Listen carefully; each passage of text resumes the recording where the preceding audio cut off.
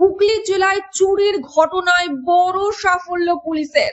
বলাগড় থানার তৎপরতায় উদ্ধার হয়েছে প্রায় 65 গ্রাম সোনার গহনা। এই ঘটনায় ইতিমধ্যেই 3 জন অভিযুক্তকে গ্রেফতার করা হয়েছে। পুলিশ সূত্রে জানা গিয়েছে, বলাগড় থানার একতারপুর গ্রাম পঞ্চায়েতের সরষেডাঙ্গা এলাকার এক দম্পতির ফাঁকা বাড়িতে গত 28 জুন গভীর রাত্রে দুঃসাহসিক চুরির ঘটনা ঘটে। আলমারি ভেঙে সোনার গহনা সহ একাধিক মূল্যবান সামগ্রী নিয়ে চম্পট দেয় দুষ্কৃতীরা। অভিযোগ দায়ের হওয়ার পরই তদন্তে নামে বলাগড় থানার পুলিশ।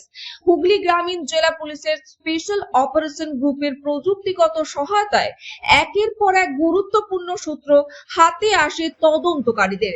সেই সূত্র ধরেই অভিযান চালানো হয়। এরপর গত 5 জুলাই ডুমুরদহ ফুলপুকুর এলাকা থেকে প্রথম অভিযুক্তকে গ্রেফতার করে পুলিশ। গ্রেফতার করা হয় 3 অভিযুক্তকে।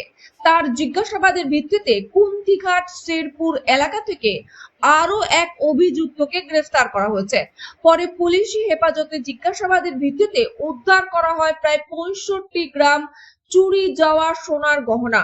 পুলিশ জানিয়েছে, আদালতের নির্দেশ ও সমস্ত আইনি প্রক্রিয়া সম্পূর্ণ করে উদ্ধার হওয়া গহনা প্রকৃত মালিকের হাতে ফিরিয়ে দেওয়া হবে।